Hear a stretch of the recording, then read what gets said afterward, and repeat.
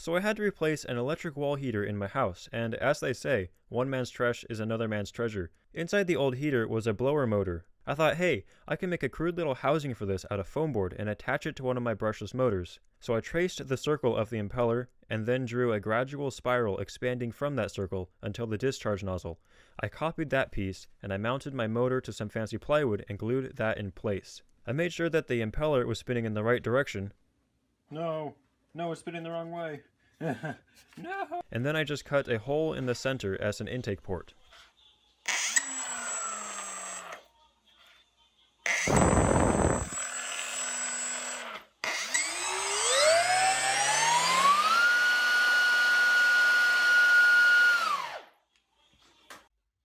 The way this works is that the spinning vanes in the impeller make the air spin too, flinging it out like children on a merry-go-round. The air moving outward sucks more air into the center of the impeller and discharges pressurized air at high velocity out of the discharge port, and it works pretty good. This is the same concept as used on turbochargers, vacuum cleaners, centrifugal jet engines, and even water pumps for car engines. I was surprised at how well it worked and how much thrust it produced. It pulled around 350 watts of power, which is exactly what the motor is rated for when spinning its recommended 8-inch propeller. And I thought, I'm sure I could power an airplane with this, just point the blowy part backwards, right? So I sketched a design, and just last night I built an airplane around the blower. I made a removable nose for the battery, and I used the wing and tail from the airplane in my last video. I hung the airplane by a string with its nose rested on a scale, and I found that I was getting about 400 grams of thrust.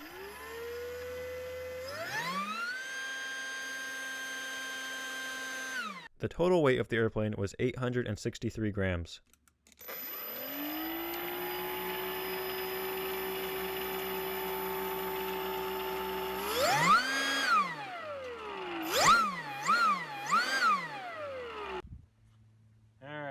I think it'll fly. Got the spinny doohad. Alright, it spins out air that way. The tail and the wing look at approximately good angles. It's balanced right about here. It's a little nose heavy still, but it's relatively heavy.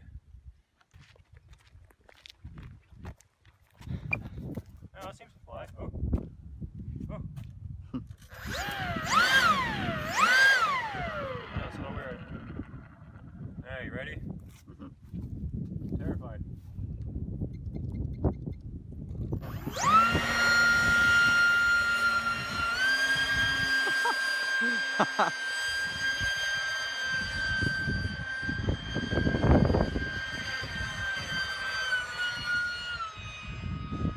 Gosh, that's weird. Does it go I missed fast? my gyro, man. Alright, let's trim.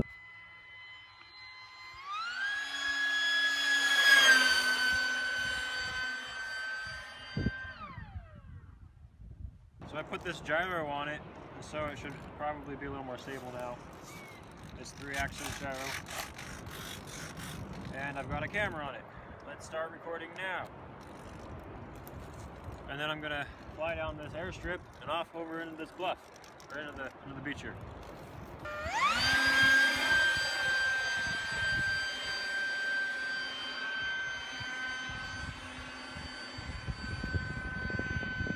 I've never seen anyone else do this before, and so unless the comments prove me wrong, I hereby claim first. My centrifugal blower was pretty crude and it was not nearly as efficient as a propeller. At 350 watts, my motor with an 8-inch propeller is supposed to produce more than twice the thrust that I got from the blower motor. Of course, a larger, slower propeller is always more efficient and more quiet than a faster one, so I wonder how my thrust to power consumption compares with that of an EDF.